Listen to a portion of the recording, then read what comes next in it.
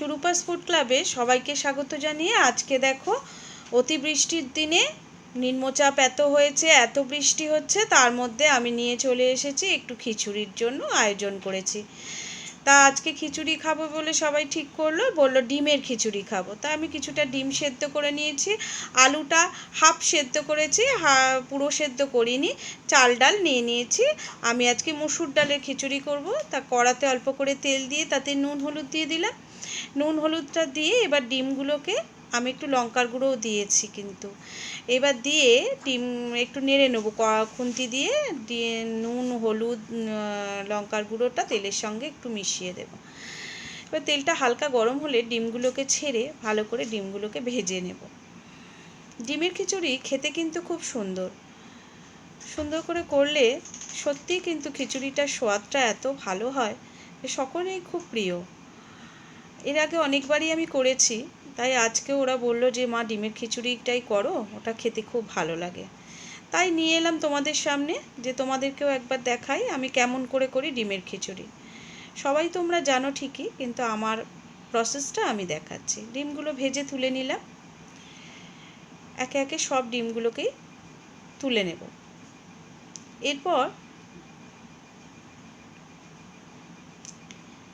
ওই তেলের মধ্যেই আলুগুলোকে দিয়ে নাড়াচাড়া করব, কিন্তু তার আগে দুটো শুকনো লঙ্কা আগে থেকেই দিয়ে দিলাম, ওটা একটু ভাজা হোক। আর একটু তেল দিয়ে দিলাম, তেলটা খুবই কম দিয়েছিলাম, এই তেলেতে একেবারে আমি রান্নাটাও করে নিতে পারবো। তা আলুগুলো দিয়ে দিলাম, নুন হলুদ তো দেওয়াই ছিল। তা আলুগুলোকে যেহেতু আমি হাফ সেদ্ধ করেছি, পুরো সেদ্ধ করিনি, তাই একটু তেলে ভালো করে নাড়চাড় করে একটু ভেজে নিলাম। ভেজে নিলে তো আলুর রঙটাও সুন্দর লাগবে, আর নুনটাও বেশ ভালো মতো ঢুকে যায় আগে থেকে, ভালো লাগে। আলুগুলো ভাজা হয়ে গেছে, খুব বেশি ভাজিনি, কড়া করে ভাজিনি, কিন্তু ভেজেছি। তুলে নিলাম। লঙ্কাগুলো কিন্তু তুলিনি, লঙ্কাগুলো ওর মধ্যেই রয়েছে। এবার দুটো তেজপাতা দিয়ে একটু গোটা গরম মশলা দিয়ে দিলাম, এলাচ লবঙ্গ একটু ডালচিনি দিয়ে দিলাম, দিয়ে ওর মধ্যে একটু গোটা জিরে ফোড়ন দিয়ে সাথে সাথে দিয়ে দিলাম খানিকটা পেঁয়াজ। ভালো করে নাড়াচাড়া করতে করতেই ওর মধ্যে খানিকটা টমেটো আমি দিয়ে দেবো। টমেটোগুলো দিয়ে আবার পেঁয়াজের সাথে একসঙ্গে সব মিশিয়ে বেশ কিছুক্ষণ নাড়াচাড়া করতে হবে। একটু ভাজা ভাজা করে নিয়ে টমেটোটা একটু মজে গেলেই দিয়ে দেবো আদা রসুনের পেস্ট। আজকে একটু অন্যরকমভাবেই করছি যাতে খেতে একটু ভালো লাগে, কেন ডিম দিয়ে খিচুড়ি করলে একটা টেস্টটাই অন্যরকম হবে যদি সেই মশলাগুলো পড়ে। হলুদ, কাশ্মীরি লঙ্কার গুঁড়ো, নুন আর জিরের গুঁড়ো মিশিয়ে দিলাম আদা রসুন বাটার সঙ্গে। এবারে একটু জল দিয়ে মশলাটাকে ভালো করে কষিয়ে নিতে হবে। মশলাটা ভালো করে কষতে হবে যেন কাঁচা গন্ধটা না থাকে।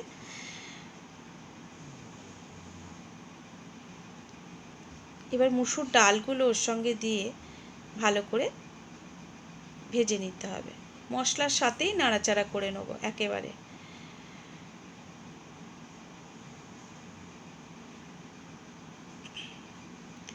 ভালো করে নাড়াচাড়া করে একটু জল দিয়েছি আমি, দিয়ে ভালো করে নাড়াচাড়া করেছি। এইবারে চালটাকেও ওর সাথে দিয়ে, চালটা আমি আগে থেকে ধুয়ে রেখে দিয়েছিলাম, গোবিন্দভোগ চাল। হ্যাঁ, খিচুড়ি মানে গোবিন্দভোগ চাল, গোবিন্দভোগ চাল দিলে খিচুড়িটার স্বাদটাই আলাদা হয়। এবার দেখো সবগুলোকে একসঙ্গে ভালো করে নাড়াচাড়া করে নিতে হবে, মশলার সাথে ভালো করে মিশিয়ে নিতে হবে। মিশিয়ে কড়াটায় তো হবে না, এটা একটা গামলার মধ্যে, অ্যালুমিনিয়াম গামলাতে আমি করি, কেন স্টিলের গামলা আমার আছে জানো তো, কিন্তু না বড্ড ভয় লাগে ওই তলা লেগে যাওয়ার কথা ভাবলে, ওই জন্য আমি এই গামলাতেই করি, ভাতও করি এতে। ওই ওই গামলার মধ্যে একটু গরম জল করে এর সাথে একেবারে মিশিয়ে গ্যাসে বসিয়ে দেব। গরম জল করে ঢেলে দিলাম, ঢেলে দিয়ে এবার এগুলোকে ভালো করে মিশিয়ে দেব। ওতে কটা গোটা কাঁচা লঙ্কা ফেলে দেব। জলে শুনেছি মাছ ভাসে, এবার দেখো কি সুন্দরভাবে লঙ্কাগুলো ভাসবে। ওর মধ্যে আলুগুলো দিয়ে দিচ্ছি, যেহেতু হাফ সেদ্ধ করা আছে, আলুগুলো ভাতে খিচুড়ির সাথে বাকিটা সেদ্ধ হয়ে যাবে, ওই জন্য আলুগুলো দিয়ে এবার ওর মধ্যে কটা কাঁচা লঙ্কা দিয়ে দিলাম, খানিকটা চিনি দিয়ে দিলাম, খিচুড়িতে একটু সব কিছুর সঙ্গে সামান্য পরিমাণ চিনি দিলে ওটার স্বাদটা পাল্টে যায়, একটু ব্যালেন্স হয়, মিষ্টি হবে না অথচ ভালো হবে। এবারে ডিমটা দিয়ে দিলাম, ডিমগুলো মিশিয়ে দিয়ে খিচুড়িটা ভালো করে নেড়ে চেড়ে, নুনটা অবশ্যই দেখে নেবে, নুন মিষ্টিটা যেন ঠিক হয়। তারপরে ওতে একটু গরম মশলা দিয়ে দিলাম, গরম মশলা দিয়ে আবারও একটু নাড়াচাড়া করে রেডি করে ফেললাম আমার ডিমের খিচুড়ি। তোমরাও সকলে নিশ্চয়ই খাও, তবে আমার মতো করে যদি তোমরা না করে থাকো তাহলে একবার করে দেখো, ভীষণ ভালো লাগবে, ভীষণ মজা পাবে। এর সাথে নানা রকম পাঁপড় ভাজা, আলু ভাজা, ডিম তো দেয়াই আছে, করে নিও, নিলে ভালো লাগবে। অনেকে চিকেন কষাও এর সঙ্গে খায়, যেমন আমি খেয়েছি আজ। হ্যাঁ, খুব ভালো লাগবে, তোমরা অবশ্যই একদিন করো। রেডি করে ফেলেছি আমার ডিমের খিচুড়ি, এবার সার্ভ করে তোমাদের দেখাচ্ছি।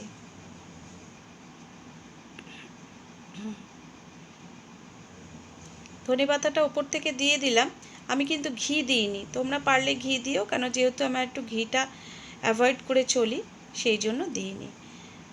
দেখো কি সুন্দরভাবে রেডি হয়ে গেছে আমার ডিমের খিচুড়ি। তোমরাও এইভাবে করে খেয়ে দেখো, বলো কেমন লেগেছে।